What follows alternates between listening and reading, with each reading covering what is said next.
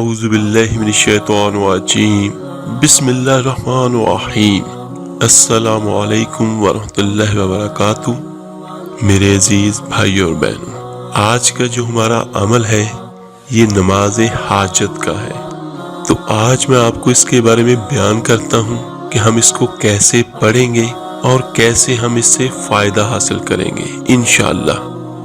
نماز حاجت ہر اس چیز کے لیے ہے جو آپ کے علم میں یا آپ کے ذہن میں ہے کہ یہ ناممکن ہے، تو یہ آپ نماز حاجت پڑھیے گا تو انشاءاللہ دیکھیے گا میرے اللہ کی طاقت اور میرے اللہ کی رحمت اور میرے اللہ کا فضل کس طرح ہوتا ہے۔ جس اللہ کے بندے یا اللہ کی بندی کو کوئی بھی حاجت ہو، خواہ چھوٹی ہو خواہ بڑی ہو، مشکل ہو چاہے ناممکن ہو، اگر کوئی حاجت مشکل ہوگی تو انشاءاللہ تعالیٰ وہ آسان ہو جائے گی، اور اگر کوئی حاجت ناممکن ہوگی تو اللہ تعالیٰ اپنے فضل سے اس کو ممکن کر دے گا، کیونکہ ناممکن کو ممکن کرنے والی صرف میرے اللہ کی ذات ہے۔ میرے اور آپ پر ہمارے آقا دو جہاں صلی اللہ علیہ وآلہ وسلم کا سب سے بڑا احسان یہ ہے کہ ہمیں اللہ سے ملایا، ہمیں اللہ کا تعارف کروایا اور اللہ سے مانگنا سکھایا۔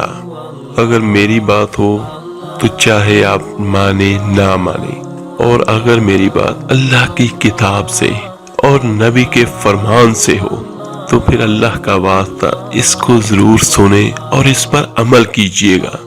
میں اپنی بات نہیں کہتا، میں جو کہتا ہوں اس کے ساتھ بات پیش کرنے کی کوشش کرتا ہوں۔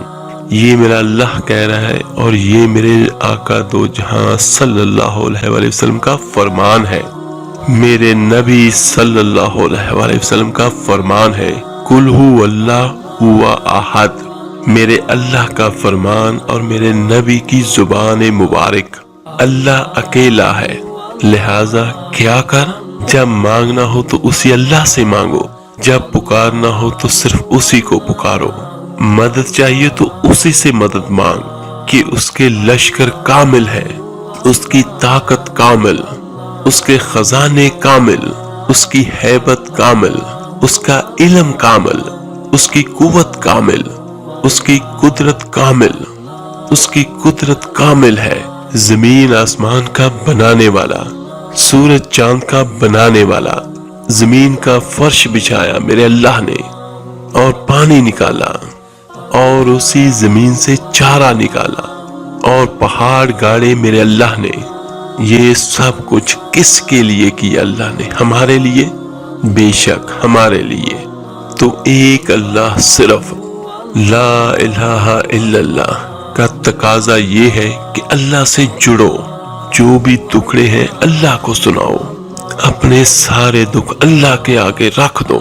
اللہ کی قسم، اللہ کے سوا کوئی حاجت روا نہیں ہے، اللہ کے سوا کوئی بھی ضرورتوں کو پورا کرنے والا نہیں ہے، اللہ کے سوا کوئی سننے والا نہیں ہے، اللہ کے سوا کوئی دینے والا نہیں ہے، اللہ کے سوا کوئی بھی لامحدود خزانوں اور لامحدود طاقت کا مالک کوئی نہیں، اللہ کے سوا کوئی موت سے پاک نہیں۔ اللہ اپنی ذات میں لا مکان اور لا زمان ہے۔ موت، ضعف، بیماری، بخل، میرے اللہ کی ذات ان چیزوں سے پاک ہے۔ تمہاری شارک سے زیادہ قریب ہے، جو دل کی دھڑکن کو سنتا ہے۔ زبان سے مت بول، زبان کو تالو کے ساتھ لگا لے اور دل کی دھڑکن میں ہی اللہ کو پکارے۔ لڑکی ہے، لڑکا ہے، مرد ہے، عورت ہے، بوڑھا ہے، بڑھیا ہے، یہ تو انسان ہے، سانپ بھی اللہ کو پکارے تو اللہ اس کے لیے بھی لبیک کی صدا دیتا ہے۔ تو بھی میری ایک مخلوق ہے، بتا تجھے کیا چاہیے، اور اس کے لیے بھی چوہے کو پہنچا دیتا ہے کہ چل میرے سانپ کی غذا بن جا۔ تو لا الہ الا اللہ، یہ میرے آقا صلی اللہ علیہ وآلہ وسلم کا مجھ پر، ساری امت پر، آپ پر، سب پر یہ احسان ہے اور عظیم احسان ہے کہ ہمیں اللہ کا پتہ بتایا اور صحیح پتہ بتایا، وہ اکیلا ہے۔ اور میرا اللہ کیا فرماتا ہے کہ بتاؤ اے میرے بندو، میں اکیلا تم کو کافی نہیں ہوں؟ ہمارے آقا دو جہاں صلی اللہ علیہ وسلم نے ہمیں اللہ کا پتہ بتایا اور ساتھ یہ بھی بتایا کہ وہ اللہ شارک سے زیادہ نزدیک ہے، اور رحمت کا بیکر بتایا، اور میرے اللہ کی رحمت اس کے غضب پر حاوی ہے۔ صرف اسی اللہ سے مانگو، اس کے آگے سجدوں میں سر رکھو اور اسی سے ہاتھ اٹھا کر مانگو، اور اللہ کی قسم وہ ضرور سنے گا۔ جو کچھ بھی ہے ہمارے لیے ناممکن ہے، اس اللہ کے لیے کچھ بھی ناممکن نہیں ہے۔ میرے اللہ نے موسیٰ کو فرعون کی گود میں پروان چڑھایا، اسماعیل علیہ السلام کو چھری کے نیچے سے نکال کر دکھایا میرے اللہ نے، اور میرے اللہ نے حضرت ابراہیم علیہ السلام کو آگ کے ڈھیر پہ زندہ رکھ کر دکھایا، اور مریم علیہ السلام کو بن باپ کے بیٹا دے کر دکھایا، آدم علیہ السلام کو مٹی کے پتلے سے انسان بنا کر دکھایا، اور اماں حوا علیہ السلام کو ان کی پسلی سے نکال کر دکھایا۔ یہ سب میرے رب کے کرشمے ہیں۔